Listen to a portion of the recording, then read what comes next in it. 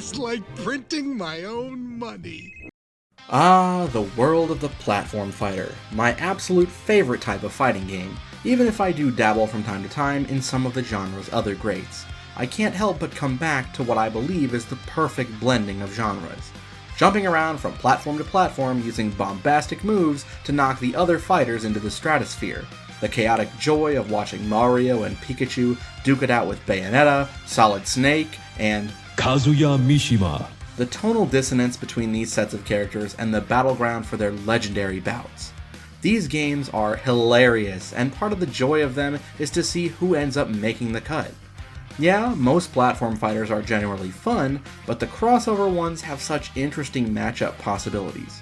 Nickelodeon All-Star Brawl 2 manages to bring each of its characters' personalities out with delightfully goofy movesets. Multiversus, despite its many flaws, clearly has a lot of love for the IP represented, even if its parent company doesn't respect them or their player base. Jump Ultimate Stars brings together legendary shonen manga characters into unique tag team bouts, and Fraymakers, even without the star power of its contemporaries, manages to cross over characters who, reasonably speaking, don't fit with each other at all, yet somehow manage to represent their worlds perfectly. But none of them can quite hit the same level, either in sheer quantity of icons, or the overt silliness and dissonance to Nintendo's all-star lineups in Smash Bros. You'd be hard-pressed to find a company who could rival that cast for diversity in playstyle and iconic status. Well, all except for one. Are you ready to sell your eternal souls to me, kids? Yes, for all their morally bankrupt decisions and attempts at capitalizing on pure nostalgia with soulless cash grab remakes of their beloved classics, if there's one company out there who can match or take a shot at surpassing the Big N for iconic status with its cast of characters, it's Disney. And with WB and Viacom throwing their hats in the Platfighter ring, it'd only be natural to assume the biggest brother of the animation crowd would throw theirs in too. And yet, while we've heard some rumors from a number of people with questionable credibility about one, we've yet to see an official announcement, and in all likeliness, I actually don't think this will ever happen. The Walt Disney Company is obsessed with maintaining a squeaky clean image of their IP. Not themselves as a whole, apparently, but they want their IP to be events that the whole family can attend. But we're not here because we expect it. We're here because, well, it'd be pretty cool. I like a lot of what Disney used to put out. Not a huge fan of the company in general, but going purely from the perspective of enjoying the art they produced, I could say I'm a fan. Not a lot of their more modern stuff, but a lot of the classics at least. So, with over 100 years of history behind us, if they ever did put together the roster for a platform fighter, who do I think would make the cut and who would I like to see? Let's lay down our rules. First up, the roster's got a hard limit. While I think they definitely have the budget to go for a roster as big as Ultimates, I think expecting that for a first game is, even for Disney, not likely. In all likelihood, they'd do it free to play and gouge you for every character like Speedstorm does. But for the sake of argument, let's say they're willing to do a full price release with 2 seasons of DLC, 5 characters each, with the base roster being 55. That's in between the base roster and final roster of Smash 4 in size, with only 8 characters more than that game ended with. Second rule, no Marvel, no Star Wars, no Fox acquisitions, with an asterisk on that last one. While those definitely are juggernaut moneymakers for the company, this is first and foremost a celebration of the core. The reason for this is that even Disney itself is hesitant to cross these over into the core Disney branding. They don't appear in Lorcana, they don't appear in Speedstorm, they don't appear in Disney-branded crossover mobile games, and as of yet, they haven't officially appeared in Kingdom Hearts, though that may change. Yes, there are exceptions. Ralph Breaks the Internet, but that's a very meta example, literally going to a Disney website, Disney Infinity having Marvel and Star Wars sets, though they were given their own special branding, and characters from both appear in The Simpsons Disney Plus specials, but those are on The Simpsons turf, and you'll never see Bart or Homer pop up in a kid-friendly Disney property. Though Maggie did get a cartoon that played before Onward, just with no dialogue or overt references to more adult material. Also, no Xenomorph, no Predator. As for that asterisk, basically, boil it down to this. If Disney won't put their official branding logo as part of the film's or show's title card, then it's not eligible here. But if they are willing to put the Disney logo as part of the film, show, or property's logo, I consider it fair game. Third, and last, Every character has to be a character I can see being willing to throw hands. I know that seems silly, but there are just some characters I can't see ending up in a brawl. For example, Minnie is pretty elegant as a character, but she's not one I see willing to get dirty or throwing a punch to solve a problem. Daisy, on the other hand, feels like she absolutely would knock your teeth in if she got mad enough. As sort of an off rule, I'm also discounting anything from cartoons aimed at a specifically younger audience. Like, Winnie the Pooh was cute, and honestly I would still say I think it is a fine show, and absolutely I think Tigger would be biting at the opportunity to get in a scuffle, but even in the alternate world where Disney okays this, I just don't see them letting characters from these more saccharine kiddie shows in, even if Handy Manny's lightsaber skills are top notch.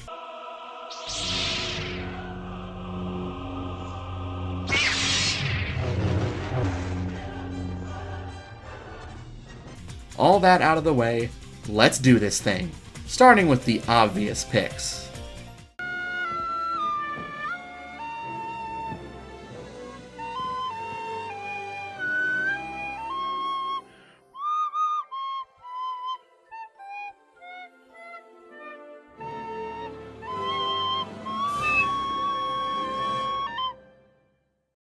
Mickey Mouse.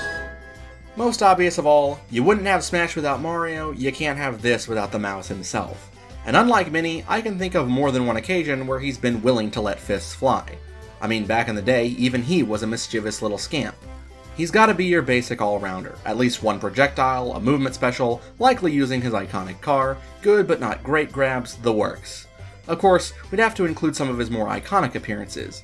His super should absolutely be Sorcerer Mickey from Fantasia, be it to cast magical fireworks or an army of brooms or what have you, but I think a lot of his kit could be inspired by the modern era of Mickey Toons, because those are delightfully demented and feel more like when he was first created, and they offer a bit more cartoon violence than you might expect, though I think the visual style of Mickey and Friends shouldn't be based on them, but rather have them as an alt costume. Other alt looks could include his classic black and white Steamboat Willie form. I mean, they get to use it in the public domain too. His conductor look, and just for me, one of his outfits needs to be his House of Mouse suit. Donald Duck. And Goofy. these two picks shouldn't surprise you much either. If you're gonna have Mickey, you can't not also have his two best buds. Donald would likely play pretty similarly to Mickey, using props from classic shorts and have a more basic kit, but I imagine you could do something similar to how Squidward got an install in Nick All-Stars 2, that's just him getting angry, buffing his stats. If there's a character who fits that bill more than Squidward, it's Donald Duck. The dude's a walking basket case of repressed anger. Goofy would be a bit on the slower side, a more defensive playstyle, likewise also using props from famous shorts, but also relying more on the slapstick. Our boy gets injured pretty frequently, so pratfalls and stuff like hitting himself with his own attacks, though not necessarily doing damage, would be his MO. Like Donald, Nick All-Stars provides us a template, at least in concept, with Ren and Stimpy, and of course when you star KO him, he's got to do the iconic Goofy scream. Donald and Goofy should also have costumes based on their classic counterparts and House of Mouse attire, though Goofy has to have his disco outfit from a Goofy movie as well. He just has to. Aladdin. But we can't just do Oops All Mickey, of course. We gotta pull in other iconic faces of the brand, and I think one of the most obvious places to start is the Disney Renaissance. Widely considered to be the greatest series of films to be released by the company, they've got a veritable grab bag of playstyles that are ripe for the picking. First up, hailing from Agrabah, your boy Aladdin. Our resident beginner rushdown fighter, Ol Al isn't for dishing out huge amounts of pain, but rather stringing together a lot of smaller hits. His primary weapon is a scimitar, but he's also got a few tools he picked up from other sources. He's got a very weak projectile by throwing an apple, which he actually does several times in the film, and is even a primary tool in his retro video game tie-ins. His recovery involves magic carpet spawning as a bonus platform, resetting his jumps, though he only gets one carpet ride per recovery. He's got to touch the stage to get it back. You could even theoretically incorporate Abu into his kit, throw him out, and if he's not KO'd before reaching an enemy, maybe he could steal any items they're holding.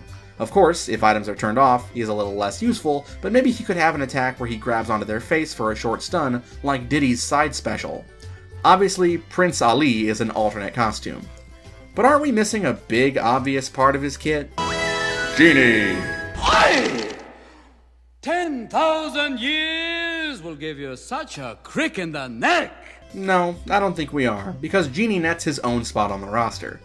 Now that he's not confined to that itty-bitty living space anymore and free, he's free to unleash that phenomenal cosmic power to his heart's content.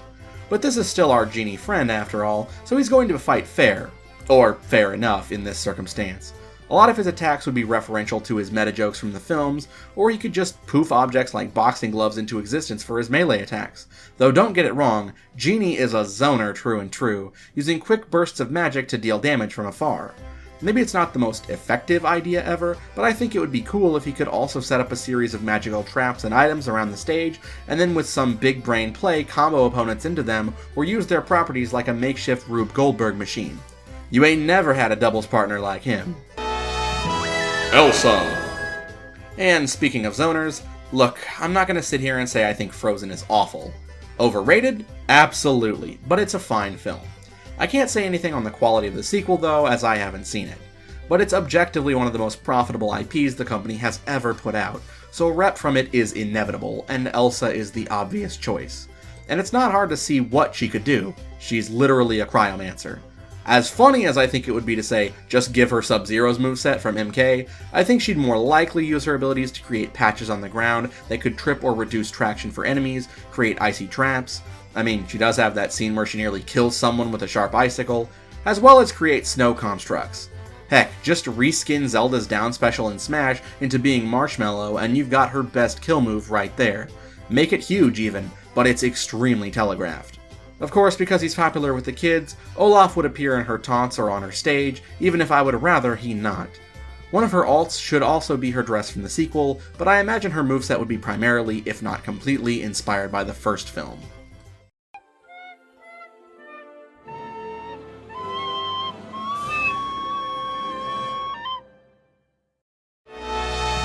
Simba. If ever there was a character who needs to be here outside of Mickey, it's Simba. Star of the highest grossing Disney classic ever, the rightful king of Pride Rock doesn't need much of an introduction, or even much of a moveset explanation. My dude is a lion.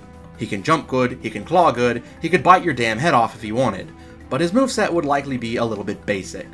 I mean, there's plenty you can do to make each attack look different, but he doesn't have any superpowers or crazy equipment, he is just an animal. But as the king of the beasts, I think it's pretty clear that he absolutely can and will fight for what he believes in. Beast. Speaking of beasts, I think there's someone who'd be up to challenge Simba for title of king. The beast's also pretty easy to determine how he'd play. He'd also use claws and being surprisingly acrobatic despite being a heavyweight, but as he's not a quadruped like Simba, his more feral attacks have an air of humanity to them. Dive kicks, shoulder charges, etc. Though I imagine both him and Simba would have a roar attack that could either deal no damage but deal knockback, or give them a rage install temporarily. Actually no, Simba's would be knockback, Beast is an install. I feel like that makes sense. He'd also have an alternate costume in the form of his ballroom outfit, and maybe as a bonus, if he's wearing that outfit, his victory animation could be dancing with Belle. Woody.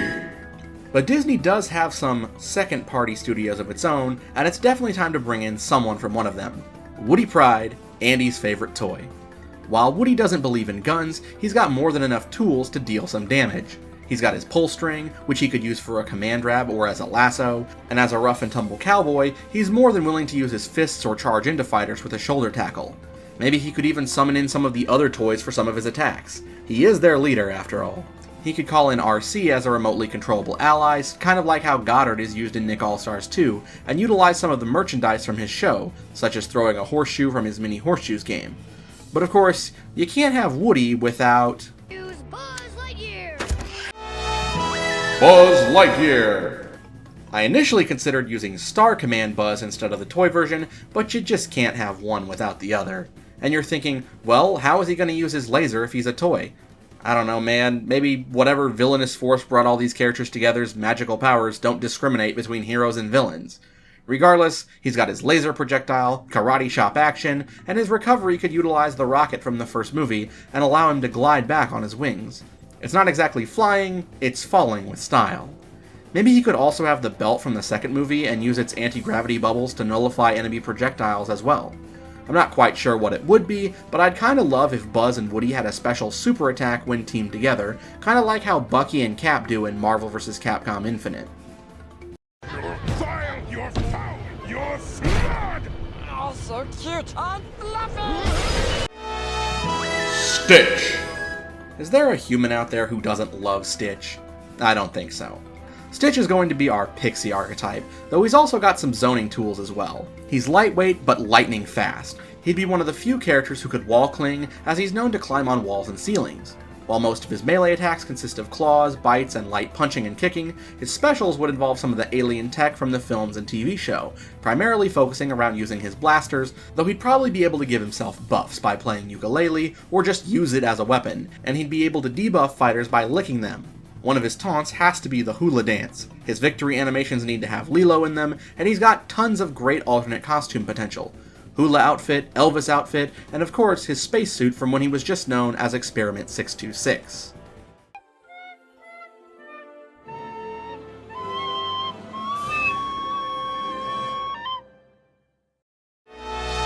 Jack Sparrow. That's Captain Jack Sparrow to you, mate.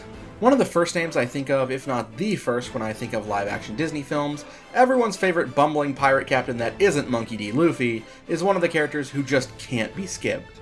He'd use his cutlass, of course, as his main weapon, but Jack's no stranger to using other tools. In Kingdom Hearts, he can also throw knives and throw smoke powder bombs, which feel pretty reasonable to translate to him in a fighting game, though he's primarily a swashbuckling swordsman with Marth's tipper mechanic. His super move would call down a rain of cannon fire from the Black Pearl, though I think his famous single-shot pistol might be a little too much to be aiming at Mickey and Stitch. Alternate skins could include him in his full captain's garb with cloak and hat, as well as his skeletal appearance. His full dash, though, has to be the iconic Sparrow Run, and he's got to use the jar of dirt as a taunt. I got a jar of dirt, I got a jar of dirt, and guess what's inside it? Wreck-It Ralph. In the context of a video game crossover for Disney characters, there's absolutely no chance we're leaving out Wreck-It Ralph. He's not going to be a particularly complicated character. Being based on Donkey Kong leaves us with a pretty solid idea on what Ralph's MO is. He's the resident super heavy grappler. Heck, my man lives in an arcade with DK and Zangief, so he has a good reason to pick up some of their techniques. They don't own throwing barrels and spinning lariats. Ralph's victory animations include him holding up the medal he received from Vanellope, and one of his alternate skins could be his outfit from when he went into Hero's Duty.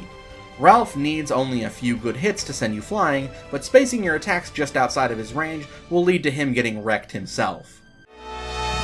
Jack Skellington. Well, looks like we have another Jack, but not a pirate captain this time. This time he's a skeleton all the time. The Pumpkin King is the tallest fighter in the game, and might even need to hunch over a bit while moving about. He's also extremely light, not a lot of meat on those bones. None, in fact. Jack's kit would of course be inspired by Halloween and Christmas, almost mixing together the kits of Joker and Beetlejuice in Multiversus. His neutral special is a very scary face that can stun fighters if charged up enough. He can throw his own skull and reappear at the location it lands in a puff of mist. He can throw out spooky presents that includes a small card that explodes, and a jack-in-the-box that pops fighters into the air. He's got great range on his normals, but it comes with a cost. His limbs are not disjointed, they are vulnerable to attack, so be careful just swinging them around. His taunts could be him dancing as he often does in the film, perhaps have Zero show up to cheer him on, and his alternate costume is of course his Santa outfit. Maui. Not every series needs to be repped by its main protagonist. Sometimes the main protagonist will present different challenges that make them less feasible. Sometimes the series can have multiple main characters, and sometimes the charisma of a character far outweighs that of their contemporaries. The latter two are the reasons I believe that Maui is the obvious pick for Moana if you can only fit one in. Maui's one of the heaviest fighters, but just because he's heavy and slower doesn't mean he's not dangerous. His specials and even some of his normals transform him temporarily into different kinds of animals, and his hook is a disjointed melee weapon, giving him deceptive range, and with his specials he has a lot of mobility tools, and he's one of the hardest fighters to send flying. Sharks, eagles, crabs, and more, Maui's got a tool for every situation, and his attacks cover a lot of area with his swings. Hercules. And while we're talking about strong demigods, hailing all the way from ancient Greece, Mr. Zero to Hero himself, Herc, is by far one of my favorite Disney protagonists. I imagine he'd play a lot like Superman in Multiversus, at least with his normal attacks, primarily using raw strength with his fists, though he's definitely got other tools of the trade. He can throw massive boulders, use his admittedly stubby little sword, but of course, Herc's best kill options are his throws, and they utilize his godlike strength for distance rather than brute damage. I imagine he could even utilize a command grab that begins spinning Herc and his target around, dealing damage to anyone that gets hit by the grabbed fighter. That said, despite his strength, Herc would only be a medium weight, as his strength isn't affected by his weight. Yes, indeed!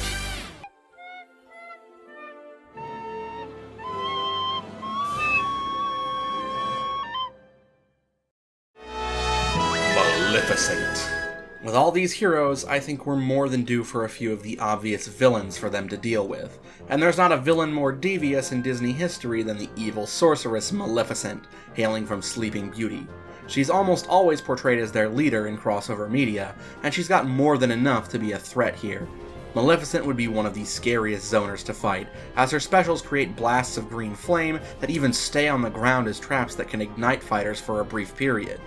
Her up special turns her into the form of a raven, and maybe she could even utilize a move that sets up a spinning wheel trap that, if hits, temporarily puts its target to sleep.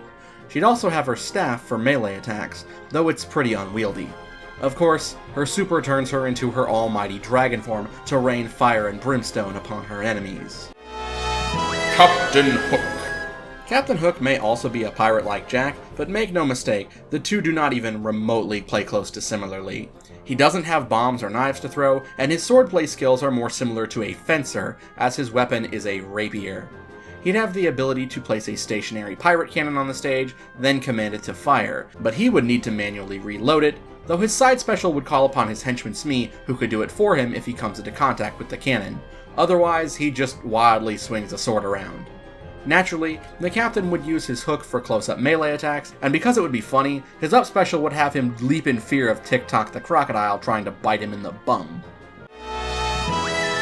Ursula. The Little Mermaid absolutely requires a rep, but Ariel herself has a rather noticeable issue with land-based combat. Thankfully, the sea witch who causes trouble for her has a set of tentacles that can easily help her walk amongst the land dwellers, and more importantly, are great for grappling. She's got a dangerous effective range, and most of her tools are designed to pull fighters in rather than launch them. She'd also have an ability to spawn a cauldron, and you could mix up potions that could buff herself, either her speed, damage, or damage reduction, kinda like Shulk's Monado arts in Smash. Her super would have her claim the trident and turn into her gigantic self, allowing her to rain down lightning upon the stage. I wouldn't want to be one of the poor unfortunate souls dealing with a good Ursula player. Scar. Of course, when he heard Simba was here, Scar wouldn't be far behind. This murderous wildcat is relevant to bring up an important subject: clones. Some call them echo fighters.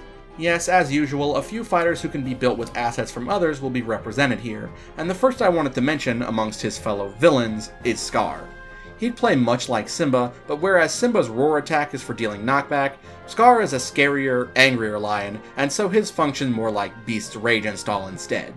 Scar is also an older lion than his nephew, so while his jumps are better, his overall speed and airspeed is a bit worse. Now that we've gotten all the most obvious picks out of the way, let's cover most of our remaining clones before we move on to more unconventional picks. Long live the king.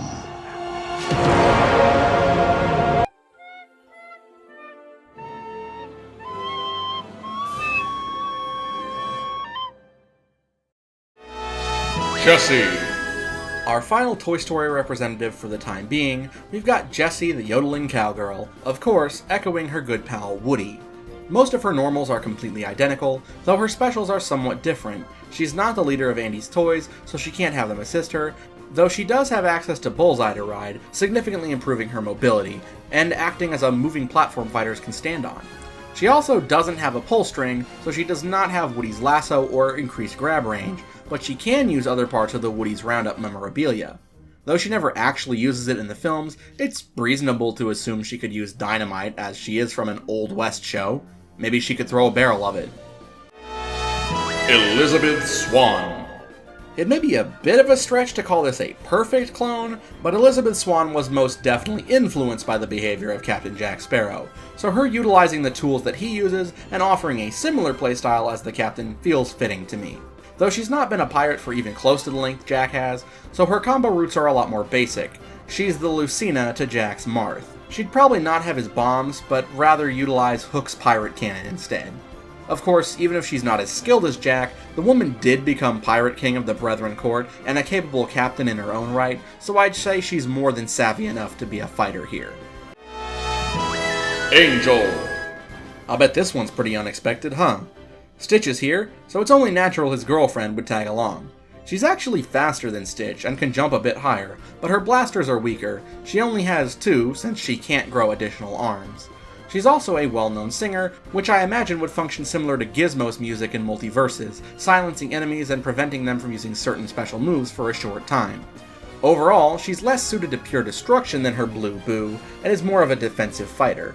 We have one more Echo to discuss later, but we haven't revealed their base fighter yet. Before we do that though, let's talk some less conventional choices. Oswald. Oswald may not be familiar to some of the more casual Disney fans, but to those up to date on their trivia, they know that before Mickey, there was Oswald the Lucky Rabbit. Ironic name for multiple reasons. But he's been showing up in more projects lately, and his return to icon status started with Epic Mickey.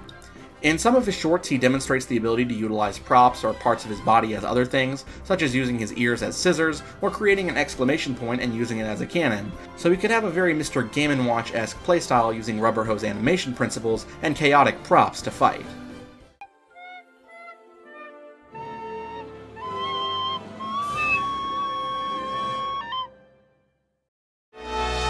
Grumpy. As the first film in its legendary pantheon, I think it isn't a stretch to say Snow White deserves some kind of spot on this roster, but it's not got a lot of great options. Snow White herself is very dainty, and though she could theoretically have a puppet fighter kit with animals, I doubt Disney itself would want to see her getting hit. The Evil Queen has some merit, but she's a bit generic as far as villains go, so the spot honestly has to go to one of the dwarves, and I mean, Grumpy's the obvious pick. He's the meanest, most prone to violence, and he's one of the most recognizable characters. I remember all those shirts with him on them from the 2000s. He'd primarily fight with his pickaxe, though he's not afraid to toss it and throw some punches and kicks. Maybe his side special could have him riding in a minecart. He's a little vanilla, but I think he's more than fun enough of an addition to be worth it. Plus, he'd be a beginner character. You can never have too many easy to pick up fighters. Goliath.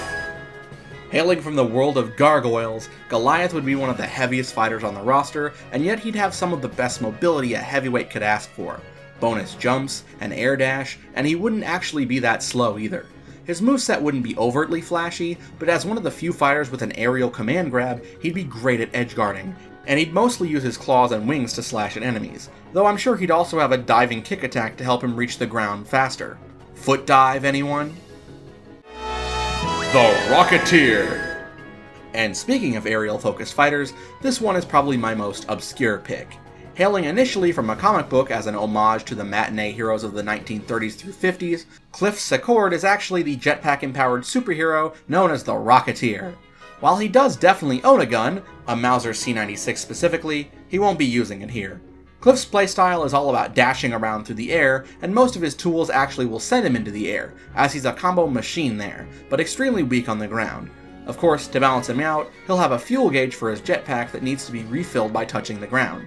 His attacks will mostly be flying punches and kicks, which is how he functions in the mobile game Disney Heroes Battle Mode. He's basically flying Captain Falcon. Robin Hood. I've said it before, and I'll say it again. Robin Hood was always a personal favorite Disney film for me, and I know I'm not the only one who loves this film. It's a cult classic, and Robin Hood is more than prepared for a fight. Robin's plan is similar to Hawkeye in Marvel vs. Capcom, all about spacing out his opponents and sniping at them from a distance. He could even have a few different types of arrows. His other tools are mobility focused, designed to get him into sniping range. You could, of all characters, compare him a bit to Sly Cooper in PlayStation All-Stars, who I maintain had a cool character design. But yeah, Rob's gonna generally want to avoid melee range at all costs. The Queen of Hearts. The Queen is one lady you don't want to mess with. While she's not exactly the fastest fighter out there, she's got decent tools to deal with you from both up close and afar. Her special moves are all about utilizing her card soldiers for various attacks, setting up heart cards to attack with an axe, or spade cards to charge at foes with their spear. I'm getting Banana Guard flashbacks. Her Her stronger attacks take advantage of her flamingo croquet mallet to knock you around like a ball, while her weaker melee attacks use her scepter. She'd be another character with a rage buff, though hers acts more like a comeback mechanic. The more damage she takes, the angrier she gets, and the more damage she'll do, as well as having speed boost increments. It's kinda like Lucario's aura mechanic in Smash.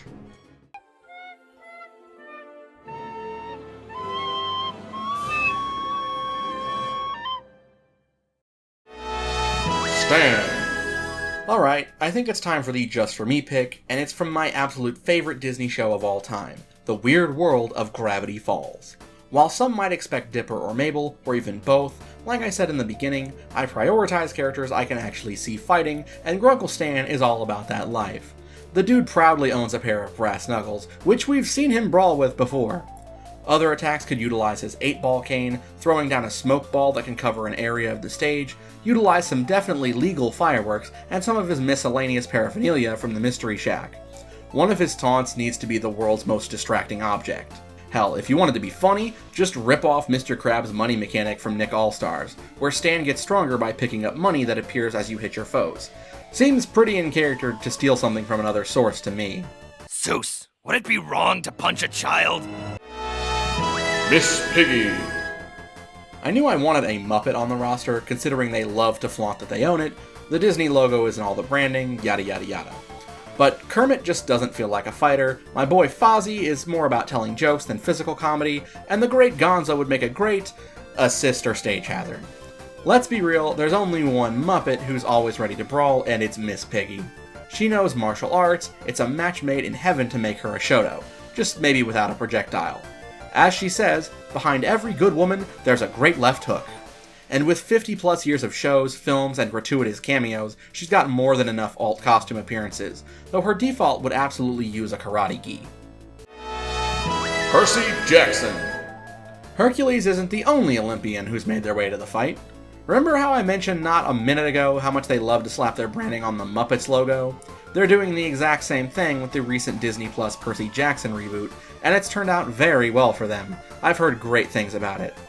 Percy, as son of Poseidon, packs the power of hydrokinesis, so his attacks involve creating constructs of water.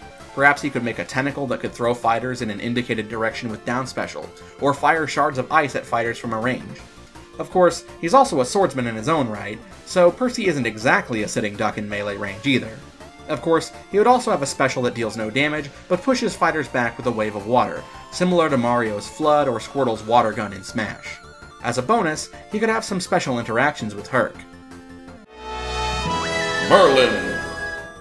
You wouldn't think that with the company known for that iconic magic, that we wouldn't have a traditional wizard on the roster, right? And while Yen Sid is a very imposing figure, I think Merlin is the far more appealing and funny option. Merlin's a wacky mix of a zoner with fire and lightning spells, and a shapeshifter, being able to turn into one of 3 different animals with his down special. A speedy rabbit with great jumping height and a number of kicking attacks, a crab which has a bad jump height but exceptionally strong attacks, but is very slow, and a goat which is medium speed but has a charging attack and attacks that hit in a wide arc with its horns, each form acting as a temporary install, though he could change back at any time. Each form would have a time limit though, indicated by a magic gauge. Timon and Pumbaa. I know what you're thinking. Aren't Timon and Pumbaa all about that relaxing Hakuna Matata lifestyle? Well, yeah, but Hakuna Matata doesn't mean you're a pacifist. It means no worries for the rest of your days, and that's how you should approach playing these two. If I were to compare them to anyone in a plat fighter, I'd compare them most to Ren and Stimpy and Nick All-Stars, and that's not just because both Pumbaa and Stimpy have a penchant for passing deadly gas. Timon would ride on top of Pumbaa, who would primarily attack with charges and goring with his horns, but Timon would handle a lot of the aerial attacks. These guys had a whole slapstick cartoon to themselves. You could absolutely pull props from them for many of their attacks, and they could use a vine for recovery like Pumbaa does in the theme song. Heck, you could pull their alternate costumes from the show too. Look, I really liked it as a kid.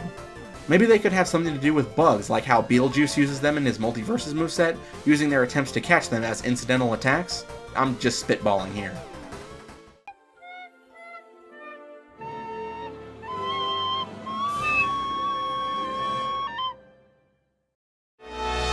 Tron. Our next fighter definitely used to be a deep cut, but thanks to an appearance in Kingdom Hearts and later a cult classic hit film, he's no longer a mystery to the average fan. Tron would be our first fighter to have a semi-original design, taking elements from his look in the Tron Uprising cartoon and his later appearance as Rinzler in Tron Legacy. This way, we still get a Tron with a white suit, but who could still utilize 2 identity discs in combat. Tron's game plan is that of a hybrid rushdown zoner, using his identity discs as projectiles to cover as he moves in on his target. He'd also have the ability to hack enemy fighters and disable some of their moves, different on a fighter-by-fighter basis. He could also have an alternate costume of both his OG 1980s look and his Rinzler attire, as well, of course, using a light cycle as one of his special moves. But hey, he's not the only rep from his universe. I did say we had one more clone, right? Quora. Also hailing from the grid, Quora is the last of the Izos, and by far the part you probably remember most about Tron Legacy. Not me though, I love that movie. Quora's really cool though, and she'd share most of Tron's attributes, though with the notable difference being that she only has a single identity disc, though to compensate for her weaker projectile game, hers moves faster and more importantly returns to her faster. She'd also have some flashier moves than her original fighter, maybe a bit more acrobatic and with a slide kick for a dash. She'd probably be a tad faster herself on the ground too. Baloo. Probably not a character you'd really picture getting into a scrap, and I agree, but I do think he could be a fitting representative to one of Disney's most iconic aspects, their music, or more appropriately, the sense of rhythm and urge to dance to a catchy song.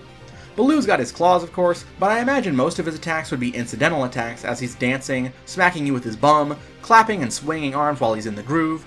His throws would even have him dance with his captive fighter. I do think it would be funny to have him use a prickly pear as a projectile. Again, not intentionally, but say he pricks his paw and tosses it away in pain.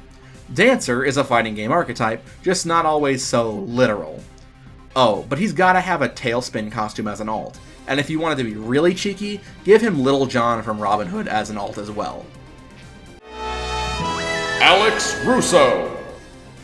Now you're probably thinking, Gigi, what the fuck? Look, I think it'd be interesting to have a character from a Disney Channel sitcom and not just the animated content. Problem is, most of them aren't very good, and frequently feature actors who don't go on to have a great relationship with Disney, so in order to find a character from a good sitcom, my options really came down to just Sweet Life of Zack and Cody or Wizards of Waverly Place. Don't get me wrong, I absolutely considered Zack and Cody as Echo Fighters with a mischievous Trapper playstyle, but I couldn't warrant having 2 of my slots taken up by them. Instead, I went with Wizards. Alex is a projectile zoner, shocker, though she's got some self-buff spells for herself. If you watch my Multiversus videos, imagine how I built Harry or Hermione. Similar moveset, though without the more complex part of the latter's moveset. Alex isn't exactly known for being a model student. Plus, Selena seems to be on pretty good terms with Disney. I doubt she'd mind reprising the role considering Wizards is up for a reboot. And it was a pretty good show, damn it. Low-budget comfort food sitcom comedy at its, well, not finest, but I liked it, it was good for a laugh. That's enough of the weirder picks though. Let's get back to the more obvious choices.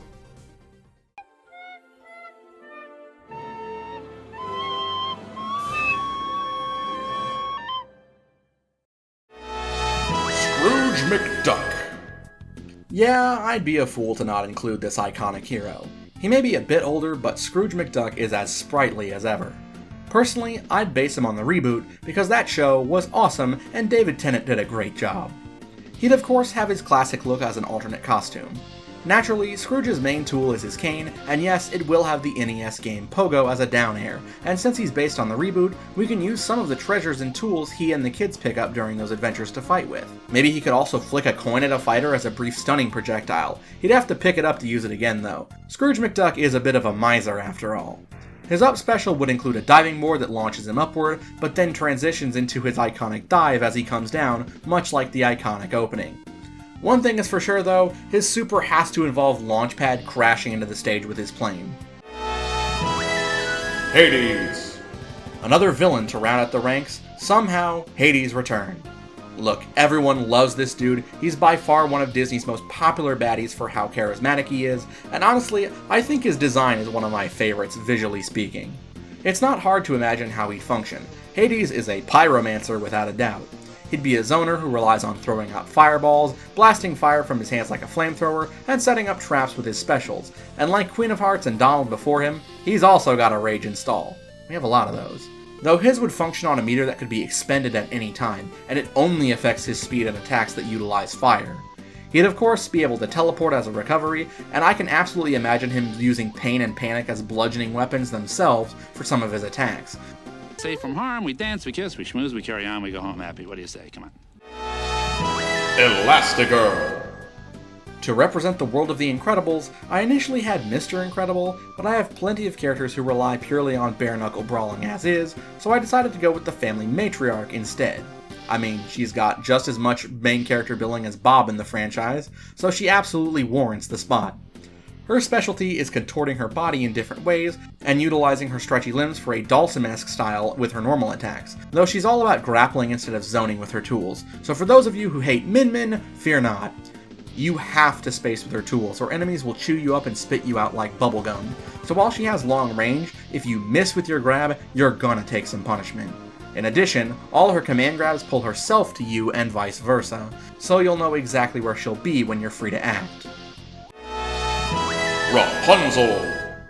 At first glance, you'd probably assume that our girl Rapunzel would be really annoying to implement due to the hair constantly dragging behind her, but I say just do what Kingdom Hearts did and have her wrap the hair around her hand when she's not using it.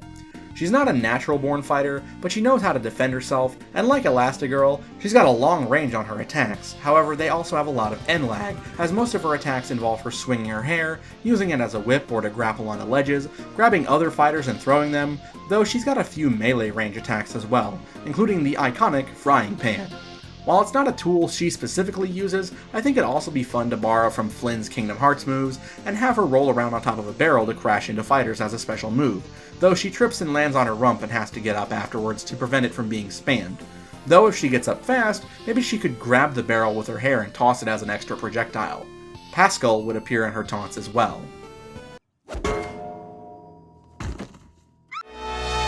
Phineas and Ferb.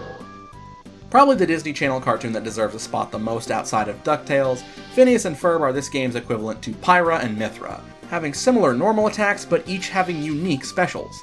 Phineas is the Mithra, being faster and more focused on combo moves, and Ferb is the Pyra, better for netting KOs. They switch with a teleporter device. Naturally, their specials revolve around some of the inventions they create over the course of the show, such as the baseball launcher, mechanical bulls, flying saucers, nanobots, etc. And each brother would have their own tools. And if they wanted to be cheeky, maybe they could create some sort of laser sword or propulsion blasters, seeing as they have had non-canon crossovers with Star Wars and Marvel before, just as a nod to those IP being owned by Disney. One of their skins would absolutely need to be the robot versions of themselves they made, and the ending of their cutscene super would have to end with the device getting zapped by an off-screen one of Dr. Doof's innators.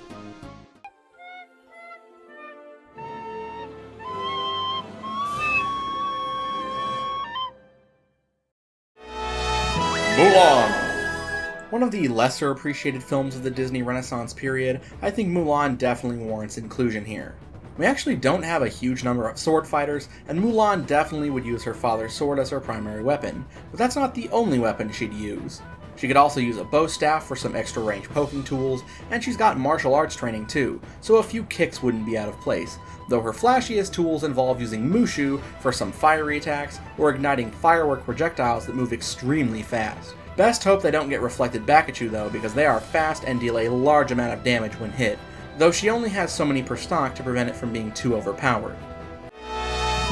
Peter Pan. You didn't think I'd bring Captain Hook without his arch nemesis, did you? One of the most iconic faces of classic Disney films, though still playing second fiddle to his little fairy friend in pure popularity, Peter is one of, if not the lightest fighter on the roster, and his primary method of dealing damage is with his stubby dagger, but he has aerial combos for days and is one of the best edgeguarders out there, with a shocking 4 jumps. Those who hate Jigglypuff will not like Peter Pan. I didn't leave out Tinkerbell entirely. She can be part of his moveset as sort of a Luma-esque puppet, though her moves are a bit more limited, and she can't go out as outrageous of a distance, so she gives diminishing returns the higher damage the enemy goes. Let me put it this way. Tinkerbell is literally not going to be the one landing your finishing blows. Only Peter can pull that off. Davy Jones. Just 2 Pirates of the Caribbean characters isn't nearly enough, and you can never have too many villains. Davy Jones is much more ruthless of a fighter than Jack or Elizabeth, or even Captain Hook for that matter. His sword strikes are all about the strength behind the swing, prioritizing brute force over finesse, and to aid in that, many of his attacks aren't even using his sword, but rather his massive claw hand and peg leg like crab leg, and he has a slightly larger grab range due to one of his fingers being a tentacle. Speaking of tentacles, he can also summon the Kraken's tentacles to break through parts of the stage to grab fighters who wander too close to them. How can he walk on land-based stages? Who's to say each brawl isn't once every 10 years? Or maybe the evil force bringing these characters together has some sort of evil plot magic. Who knows? Sully. I couldn't leave Pixar down to just Toy Story and The Incredibles. I had to do at least one more, and Monsters, Inc. was the best choice. Another heavyweight fighter, Sully's a bit tricky to master as he's rather slow, though his tools are designed to let him approach and go for something big. A shoulder charge as a dash attack, using one of the doors as a recovery tool, and even throwing Mike like a bowling ball as a ground-based projectile. Sully needs to get in close to pull off his scare special. Think of Beetlejuice's neutral special in Multiversus. Though rather than being a KO tool, this is a stun, designed to set up for a strong attack to land the finishing blow. The more damage Sully has taken, the longer the stun, capping out at about a full second if he's at 200% or higher, which for Sully isn't hard to survive until.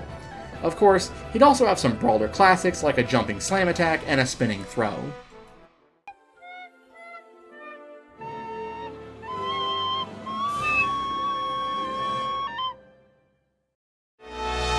Kim Possible. Next up, another Disney Channel classic. Can Kim Possible be considered retro now? God, I'm old. It's a weird comparison, but Kim's closest Platfighter comparison is actually Snake in Smash. She's a super spy and master of subterfuge. She's one of the few characters whose default outfit won't be her most iconic one. Specifically, she'd wear her suit from the movie, which comes with some built-in gadgets to up the tools she has.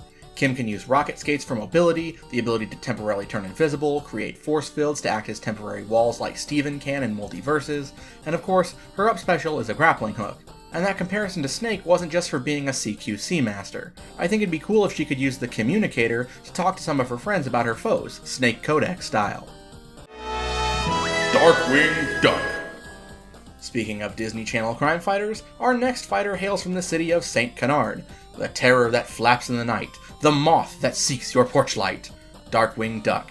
I mean, if there's a Platfighter character to compare him to, it's Batman in Multiversus. I mean, he is just kinda Duck Batman. Though he doesn't carry a form of Batarang, instead using his gas canister gun to launch both gas bombs that obscure parts of the stage, and as a grappling hook. Like Scrooge before him, we can also take some of his tools from his NES game, specifically the different kinds of special ammo he can shoot from his gun. Lightning, heavy, and arrow projectiles, lifting their abilities straight from that game, and you can swap your ammo type with his down special. He can also use his side special to flip his cape, deflecting projectiles, also from the NES game. Hey, maybe Mario learned it from him. Baymax and Hero. See, we didn't need Marvel to fulfill a superhero quota, even if technically Baymax kind of is a Marvel character, though Disney's kinda usurped Big Hero 6 into being its own thing. Regardless, Baymax, with Hero riding on his back, is another pretty obvious pick for the lineup. Another fighter with martial arts training, though Baymax doesn't rely on it as heavily as others, and despite his bulk, he's actually not super heavy. Dude is kinda just a balloon under all that armor. His strong attacks use his Rocket Fist, he's got extra jumps from his jets, and he can spray the ground with cryospray to create a small icy area, which can assist with his weaker mobility. Similar to Korra's neutral special in Nick All-Stars 2.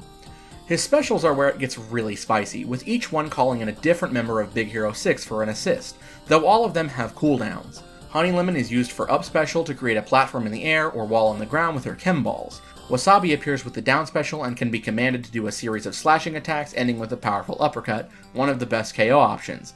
Go-Go tosses her discs as a projectile, not unlike Tron, giving the team a projectile option, and Fred can be placed on stage and will walk forward while breathing fire.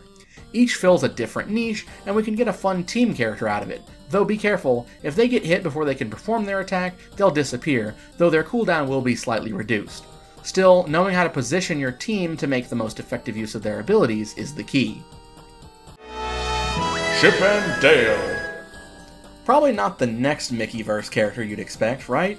Well, we're not pulling them from the main Mickey shorts, we're pulling them straight out of Rescue Rangers, complete with the Indiana Jones and Magnum P.I. inspired outfits. Chip and Dale fight as an Ice Climbers-esque duo, with Chip as the leader. The two of them are deceptively fast, and make a prominent use of Chip's lasso for their specials, using it both as a command grab and as a makeshift whip, Indiana Jones style. Their up special uses the Ranger plane and even has a special of its own, allowing them to drop bombs on the battlefield before it runs out of fuel and leaving them in freefall. And yes, the rest of the team would cameo in their super, also likely involving the Ranger plane. Agent P. I'm sure this was the one you all expected from Phineas and Ferb.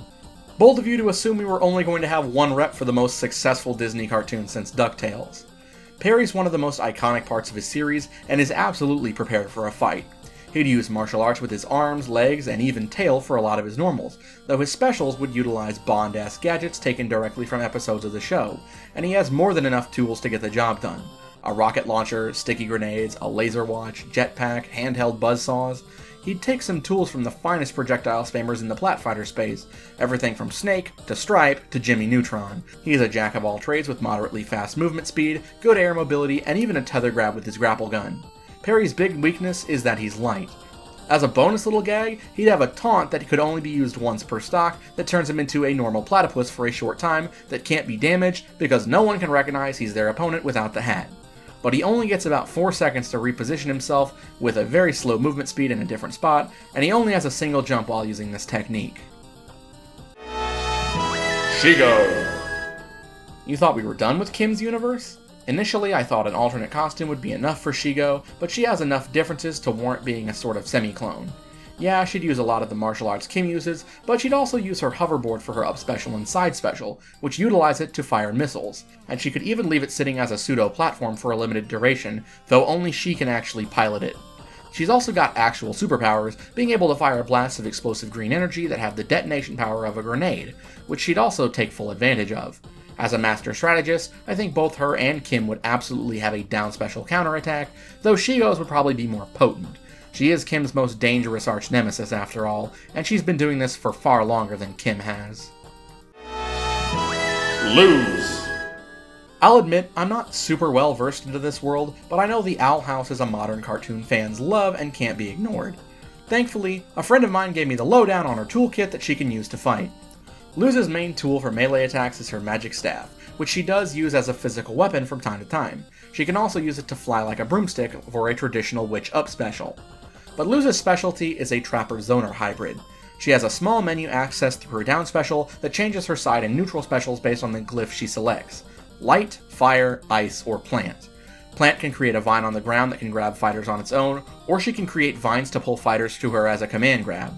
The ice glyph creates a pillar underneath her like Krag's up special and Rivals Aether with neutral special, or a series of icy stalagmites as a temporary trap that damages fighters who touch it.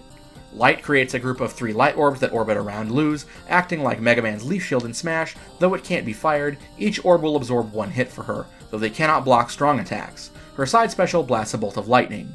Lastly, the fire glyph can either create a fiery trap on the ground that ignites fighters for a short time, constantly dealing damage, or to shoot a massive fireball.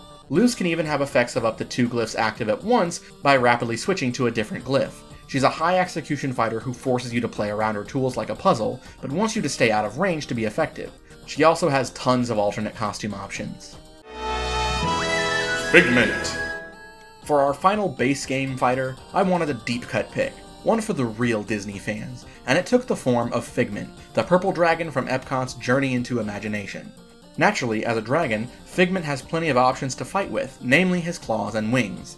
He's got more jumps than the average fighter, and as a being who exists to promote the joys and power of imagination, he naturally has the ability to pull anything from hammer space, leading to literally infinite options for what he could use in this game, so he could be any archetype the developers want to make him. Though I'd personally want him to primarily be an item play character, literally creating items on the spot and using them either as melee weapons or throwables. His down special could open up a small menu that has 3 random items in cloud thought bubbles, and you select the one you want at the moment. He might be a bit difficult to balance, but I imagine he'd be a fan favorite.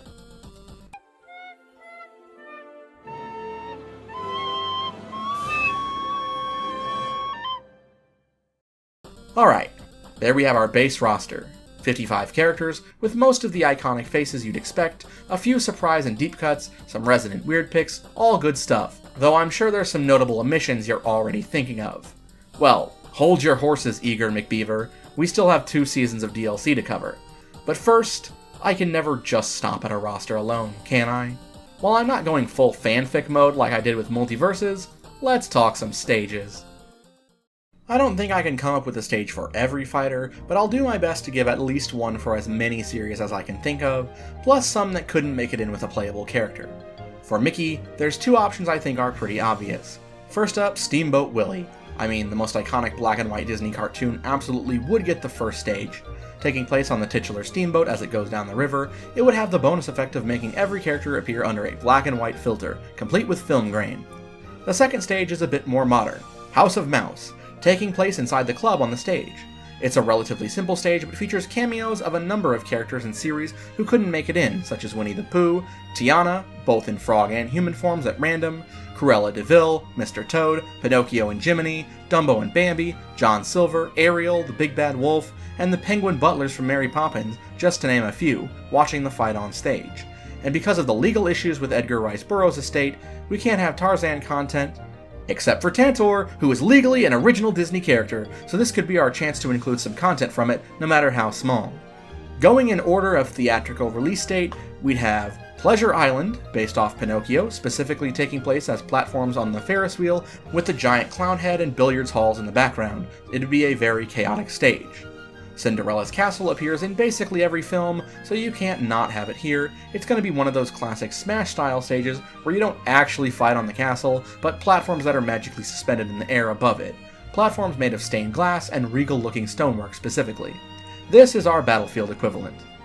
Mad Tea Party is a simple, relatively flat stage with walk-offs, with the fight taking place on the table where the Mad Hatter and March Hare have their unbirthday party in the movie. Naturally, both them and the Dormouse cameo here, as well as the Cheshire Cat in the trees in the background. Skull Rock serves as the home stage of Peter and Captain Hook, specifically with the iconic caverns themselves in the background, filled with a hoard of treasure. Hook's ship, the Jolly Roger, would also appear in the background. It's a bit of a lopsided stage with few platforms. Forbidden Throne Room is Maleficent's home stage, taking place in the remains of her castle's, well, throne room. Lazy Day River is Baloo's stage, taking place on a raft floating down the river, with occasional tree branches dipping into the stage's platforms, and a crocodile as a hazard. Bagheera can be seen sleeping on a branch, as can Kaa, both in different parts of the river. Big Ben is the scene of the showdown of Basil and Ratigan in The Great Mouse Detective. A vertical scrolling stage, you'll climb up the tower's gears, stairs, and platforms, and can occasionally see the 2 of them in the background. At the top of the tower, you'll be able to see through the clock's face and see their shadows fighting. Ursula's lair takes place inside, well, her lair, and is another set of platforms suspended in front of the stage. Being underwater, traction and jump heights are massively modified, similar to the Steel Diver stage in Smash Flash 2. Whirlpools will occasionally appear on both sides that can suck you down to the bottom blast zone very quickly if you aren't careful. Flotsam and Jetsam swim menacingly in the background around Ursula's cauldron. The Ballroom is a beautiful stage located inside Beast's castle, where the iconic dance scene occurred. It's a flat stage with walk-offs, though the chandelier might occasionally be let down as a temporary platform. Don't stand on it when it comes back up though, unless you want an instant KO. The Cave of Wonders is a massive stage set in the treasure room. In the background, a thief will be trying to steal the forbidden treasure, the ruby, and in doing so will then start a series of lava flows, eventually shrinking the amount of platforms as it rises higher. Halloween Town Square takes place in the center square of the town itself, featuring the fountain with green water which occasionally shoots a geyser of water up, acting as a knockback hazard. Many of the town's denizens, including Sally and the mayor, appear as cameos. Pride Rock takes place just outside the King's Cave, with the slanted cliff face as the sole platform, and the cave itself acting as the side blast zone. Not much space here. Andy's room is made up of both Andy's bed, a desk, and the Hot Wheels-esque racetrack, and the top of the Army Men's bucket off the ground as platforms. Lots of Andy's other toys and the iconic Luxo ball all appear here as cameos. Temple of Zeus is Herc and Hades' home stage, with it initially being a flat stage with low light, but eventually a bolt of lightning will hit the statue and the man himself appears, turning the stage into a vision of the top of Mount Olympus, complete with the part of the stage crumbling away and cloud platforms appearing on the side. Emperor's Palace is Mulan's stage, taking place atop the palace where Shan Yu and Mulan had their duel at the end of the film. A nighttime stage with a watchtower in the center of the stage, not unlike Peach's castle in Melee. Fireworks shoot off every time a KO occurs. Scare Floor is another relatively flat stage, though it features doorways that can be entered and exited from, seemingly at random. Some doors are on the ground ready to use, and others are moving by at the top of the stage on the rail line. Kokua Town Beach is Stitch and Angel's stage, taking place, fittingly, on a beach during a beautiful sunset. I apologize to all my Hawaiian viewers if I mispronounced that. It's a slightly slanted stage with the ability to walk and even swim out in the water, and occasionally a wave will crash onto the beach, briefly preventing KOs on that side, and a surfboard would act as a platform from time to time. If Stitch isn't in the match, he'll be dressed up in his Elvis outfit performing in the background with Lilo, Nani, Jumba, and Pleakley watching him. The Black Pearl is the iconic pirate ship for Disney, and battling on its deck is the most natural inclusion I've ever had. Metroville Rooftops is Elastigirl's stage. Set atop a series of tall buildings above the city, it features a day-night cycle. It's like a larger version of Forsyth or Saffron City in Smash. Radiator Springs is a stage I personally wish I didn't have to include, but Cars is such a huge franchise it can't really be ignored. It's set on the highway in the middle of town, flat, walk-offs, Mater in the background, but occasionally Lightning McQueen will speed by dealing a lot of damage if he hits you. Rapunzel's Tower is a very tall stage, with a number of alternating platforms on both sides of the tower, and the ground prevents downward KOs. The Game Arena is where Disc Wars matches take place in Tron Legacy, with floor panels constantly being shattered and only a single platform in the very middle of the arena, as well as the ability to flip the stage's gravity like in the film, or if you were Frigate Orpheon's gimmick in Smash. Spike KOs are very common here. Next up is Ralph's stage, Sugar Rush, which takes place on the mountain portion of the racetrack at a slant and actually rotates around the mountain slowly, similar to how Spiral Mountain works in Ultimate. Both large cherry bombs and the racers themselves make up hazards here. Elsa's Ice Palace is the natural choice for her stage, taking place in front of the palace itself on the top of the mountain, with numerous hexagonal, icy platforms for a more interesting layout. San Francisco Bridge takes place on the iconic bridge from Big Hero 6, partially destroyed by an earthquake with a large hole in the center, perfect for spiking, as well as cars and trucks that can be climbed on. Imagination Land takes place inside Riley's mind from inside out. Try not to think about the lore implications here, and prominently features construction equipment, not in use, as well as some attractions from both films: the House of Cards, French Fry Forest, Mount Crushmore, and the Lava Pits, with parts of the house as platforms and the lava pits as a hazard. For Maui's home stage, looks like he had a fight with Tamatoa recently, even knocking him out cold, because the fight in Tamatoa's lair takes place on his back. Casita is a fun one, hailing from Encanto, with a constantly shifting layout with its stairs, ledges, and floors. The Madrigal family is too busy dealing with their daily responsibilities or using their powers to interrupt your fight, even if it is their home. Next, the remaining stages come from non-theatrical properties, starting with The Moon, Scrooge's home stage. Did I choose this stage just for the iconic song from the game? Well, yes, but it got a major spotlight in the reboot, so I think it's justified. Gravity is obviously reduced here, and there are a lot of platforms, including a few asteroids that float by. I am absolutely stealing an idea from Multiversus for Darkwing's home stage, St. Canard City Hall, which is literally just Townsville without Mojo Jojo and a new coat of paint. Castle Wyvern is located on Avalon, and is where the titular gargoyle's eggs came from initially. It's a stage set on the walls of the castle itself. Demona could even appear as a cameo, stealthily observing the fights from the shadows. I don't really have a stage for Alex, but I do have one other live-action series that I think warrants one: Sweet Life. Tipton Hotel takes place in the lobby of the hotel, and would feature young Zack and Cody causing chaos, while Mr. Mosby just has the actual worst day ever. A stack of shopping bags for London, and the unmanned candy counter could serve as references to some of the other cast members, and maybe a luggage cart could occasionally come in from offstage with an item. I don't know, I think it would be funny. Our next stage is Doofenshmirtz Incorporated! Located inside the top floor with the good doctor working on an Inator, or perhaps Norm, in the background. It'd have different science-y hazards, and as a bonus, if Perry is in the match and does his special taunts, Doof will respond by looking at the fight and saying, A platypus?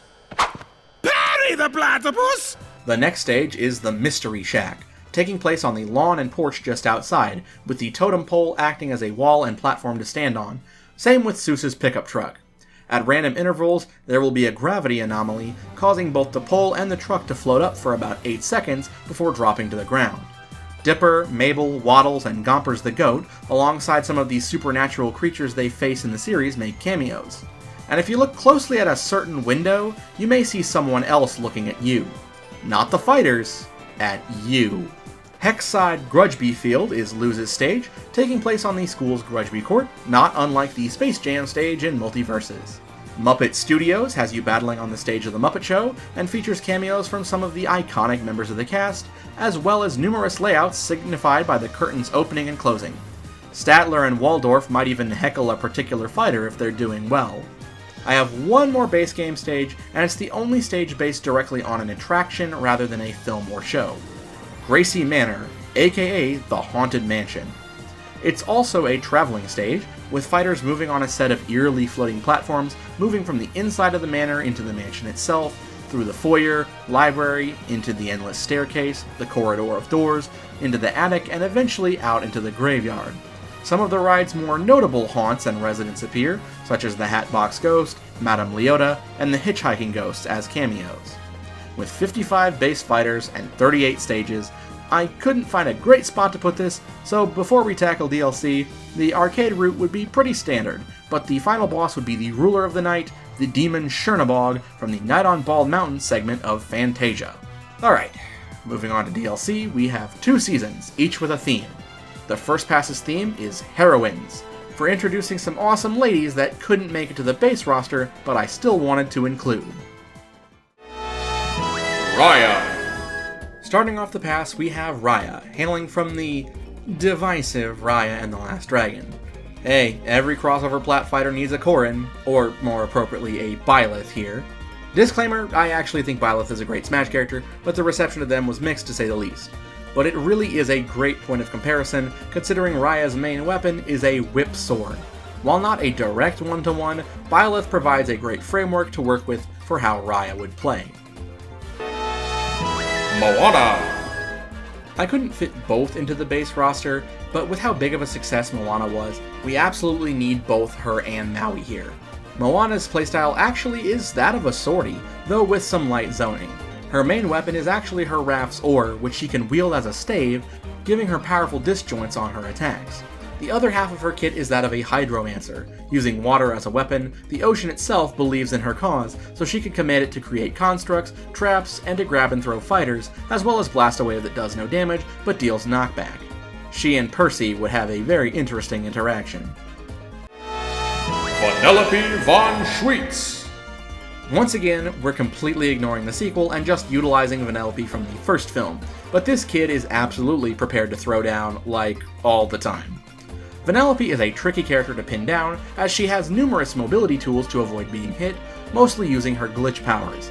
She has longer air dodges than the rest of the cast, can straight up teleport with her powers, perform a glitchy counterattack uppercut with down special, and even cause a temporary debuff with certain attacks that cause other fighters to glitch, and have a number of random effects that can shrink them down slightly, slow them down for a few seconds, or even cause them to deal reduced damage or knockback on attacks as long as the debuff is active, though she is one of the game's lightest characters.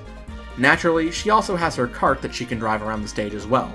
She'd even have a special victory animation when teamed with Ralph where they do a fist bump. Star Butterfly.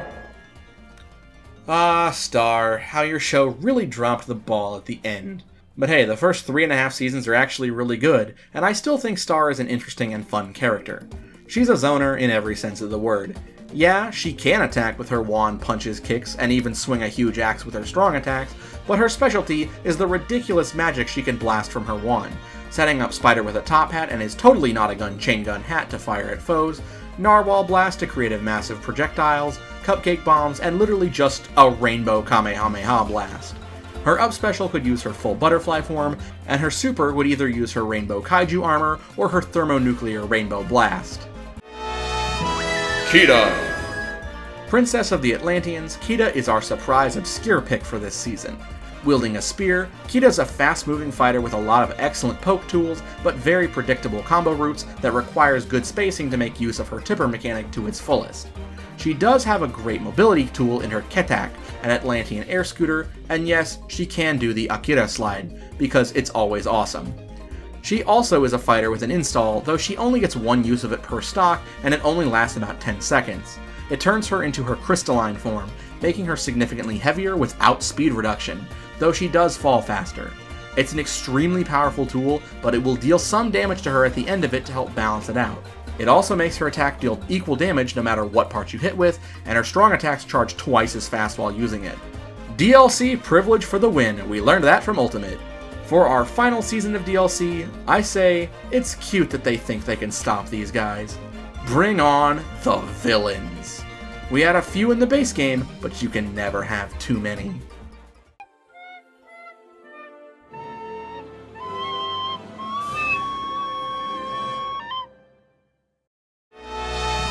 Jafar.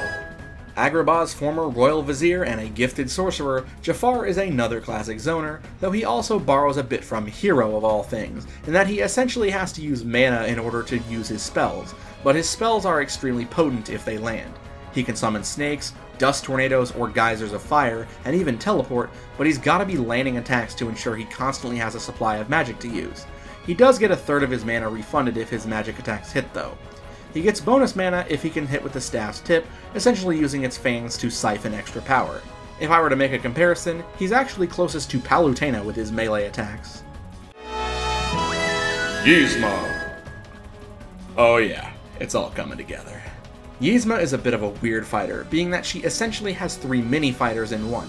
Her abilities of transmogrification work both on enemies, but also herself. Her specials toss out or have her drink potions that change her or her enemies into animals or modify their stats. Side special potions make enemies slower or herself faster, while neutral potions change them into a llama for a short time with a more limited move pool. Down special allows her to select a potion that will turn her into a strong predatory or dangerous animal, a jaguar, scorpion, or elephant, all with different sets of abilities.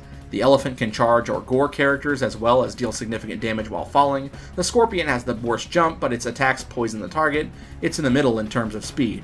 The jaguar is fast, has great horizontal jumps, and its claw attacks come out very fast, but deal the weakest damage of the 3.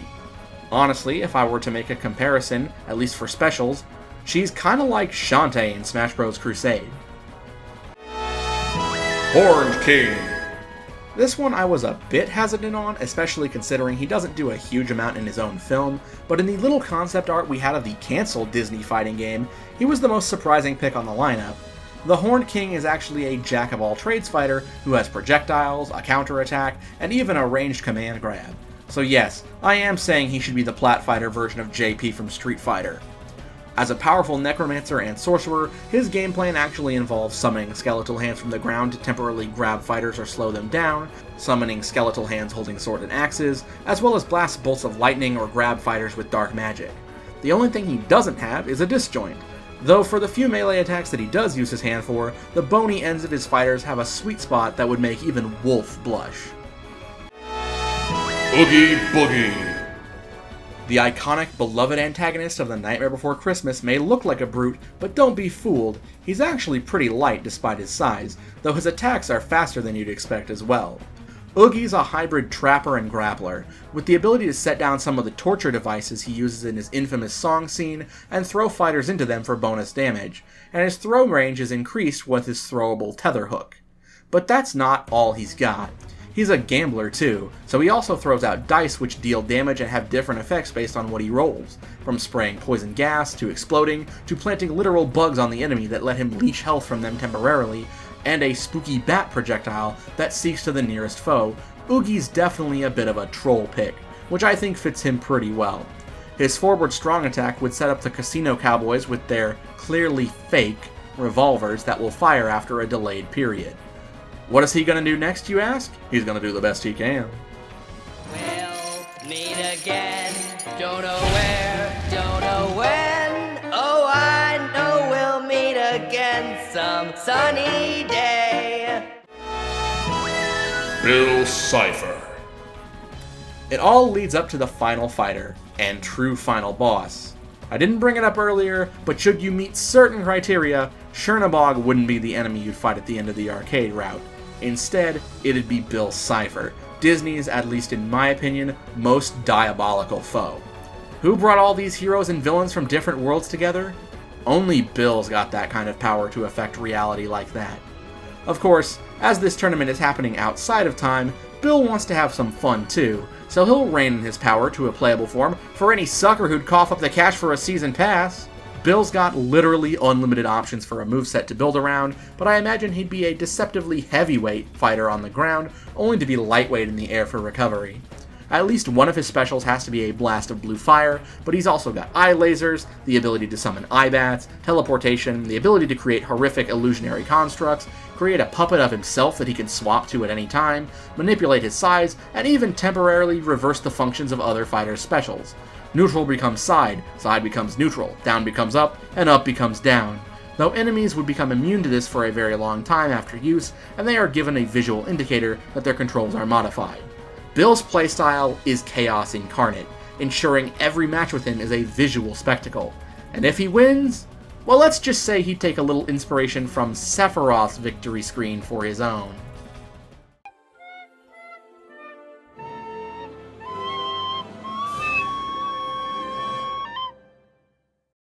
Before I let you go, let's talk some characters I considered but ultimately passed on. Pete feels like the most obvious exclusion for Mickey Mouse, but I unfortunately just couldn't think of anything that would make him particularly interesting. He'd kinda just be a big dumb bruiser, and we have a few of those already. It's the same reason I went with Elastigirl over Mr. Incredible, who was on my initial list. Also hailing from the Incredibles, I did consider Violet, but her power set isn't quite substantial enough that I felt I could do something unique with her. The exact opposite problem I had with Basil from Great Mouse Detective. I had a concrete plan for him. It'd be like Phoenix Wright in Smash Crusade, focusing on collecting clues, but I couldn't really see him doing anything other than using his detective skills. Phoenix at least has pratfalls and exaggerated anime reactions and such to supplement his less than conventional fighting style. Dipper and Mabel were an option I considered for my Ice Climbers-esque fighter, but while I could see Mabel throwing down, Dipper tends to use his smarts as opposed to brute force, and ultimately, Stan was just the funnier pick. Webby from DuckTales felt like a potentially good option, especially when pulling from her much more interesting portrayal in the reboot, but most of what she could do there is stuff Scrooge would also likely use in his kit, and I couldn't justify having 2 DuckTales reps and also Darkwing, so I ended up throwing her out.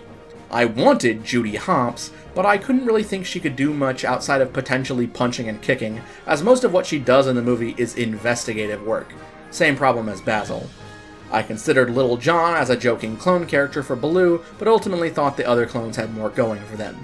John Silver from Treasure Planet was on my radar, and nearly even got in over Horn King at the very end, but I have 4 other pirates, and even though he is a cool cyborg, he'd be similar enough that it'd feel like a bit of a waste for a DLC slot. The Mad Hatter from the live-action Alice in Wonderland was another consideration to represent both versions of Wonderland. He could have used a combination of sword skills and using Taylor's tools, along with some Wonderland magic, but the Queen won out due to being from an animated classic, and because I wanted another villain. Anger from Inside Out was a funny option, and I wanted something from modern Pixar, but outside of getting mad and fire, he doesn't have a huge amount of things he can do for a diverse moveset. Tarzan I really would have loved to include. His is one of my favorite Disney films, but there's the whole legal mumbo-jumbo I'm not getting into here, and I do like to inject a healthy dose of realism in my rosters, outside of maybe the size. Lastly, there's Sora. Hear me out, I love the guy, I love Kingdom Hearts, but Sora already got to be in a platform fighter, and not just anyone, the platform fighter. I wanted to give characters a chance who wouldn't get it otherwise, so I chose not to include him even though he'd fit right at home.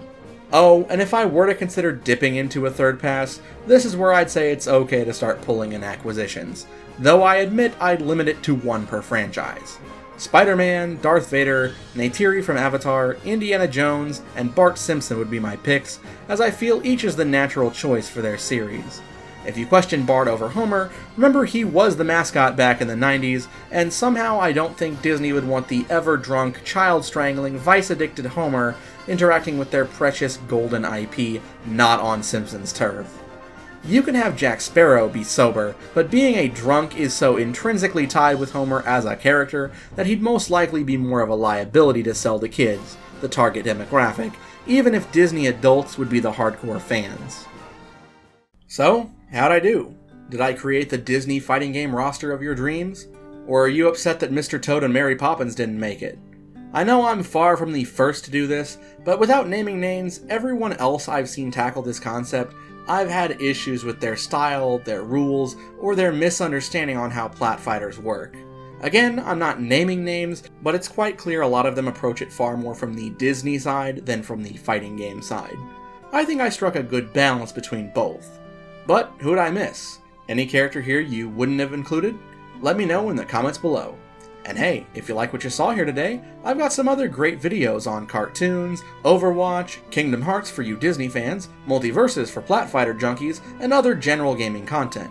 And hey, this is only the beginning for roster builds, so if you like this kind of stuff, a like, hitting the subscribe button, and sharing with a friend really does help out, as much as I hate to ask.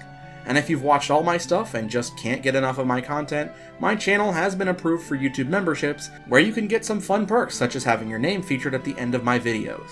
But please only sign up if you can afford it. Any kind of support is appreciated. Well, with all that said, this has been Gigi, the Nerd Incarnate, and I hope to see you in the next video.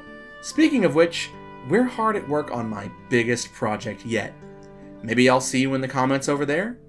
I hope you have an incredible day. Peace out.